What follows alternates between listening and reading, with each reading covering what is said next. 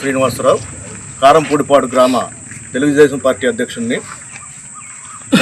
మా గ్రామంలో కొన్ని అక్రమంగా కొంతమంది సదరం సర్టిఫికెట్లు పొంది అక్రమంగా పెన్షన్లు పొందుతున్నారని గత నెలలో ఈ పీజీఆర్ఎస్లో కంప్లైంట్ ఇవ్వడం జరిగింది.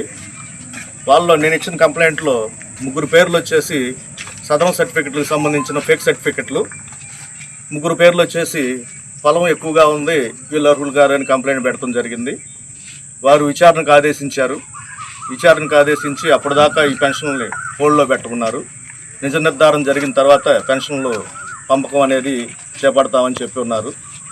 కాకపోతే గత 2 రోజుల నుంచి మా గ్రామంలో జరుగుతున్నటువంటి ఈ సోషల్ మీడియా ప్రచారం కానీ, లేదా ఈ అంబటి రాంబాబు గారు, బలసాని కిరణ్ కుమార్ గారు నిన్న వచ్చి కనీస విషయ పరిజ్ఞానం లేకుండా, అసలు ఏం జరిగిందో తెలుసుకోకుండా మా ఊరొచ్చి ప్రెస్ మీట్ పెట్టి వాళ్ళు ఇష్టం వచ్చినట్టు మాట్లాడటం, టీడీపీ మీద బురద చల్లటం ఇదే జరుగుతుంది. దానికి సమాధానంగా ఈరోజు మేము ప్రెస్ మీట్ ఏర్పాటు చేశాం. వాస్తవం తెలుసుకోండి రాంబాబు గారు, మీరు వాస్తవం తెలుసుకోండి. ఆ అబ్బాయి ఎలా చనిపోయాడు, ఎక్కడ చనిపోయాడు, అతనికి డయాలసిస్ ఉందా, ఉంటే ఎక్కడ డయాలసిస్ చేయించుకుంటున్నాడు, ఏ హాస్పిటల్లో ట్రీట్మెంట్ చేయించుకుంటున్నాడు, లేదా మేము అక్రమంగా దొంగ ఫిర్యాదులు చేశామో తేలిపోద్ది. ఉన్నాయి ఆధారాలు. ఈ మేము కంప్లైంట్లో పెట్టిన 3 వ్యక్తులు కూడా బ్రహ్మాండంగా పనికి వెళ్ళేవాళ్ళు. అది నిన్న చనిపోయిన అబ్బాయి కూడా ట్రాక్టర్ డ్రైవరు.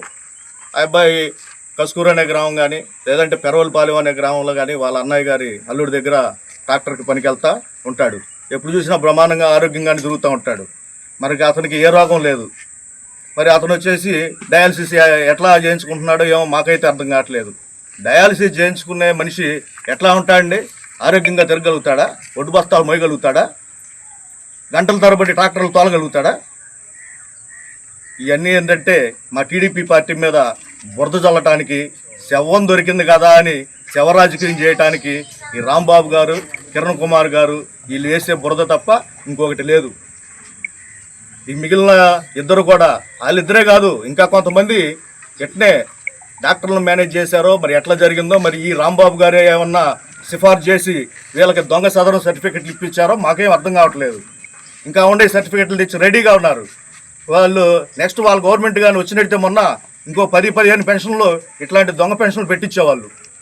వాళ్ళ గవర్నమెంట్ రాలేదు కదా, ఆ సర్టిఫికెట్లు తీసుకొని వచ్చి కళ్ళకుండా కూర్చున్నారు. పెన్షన్లు ఎప్పుడన్నా పెడితే మరి వస్తాయేమో చూద్దాం అవి కూడా.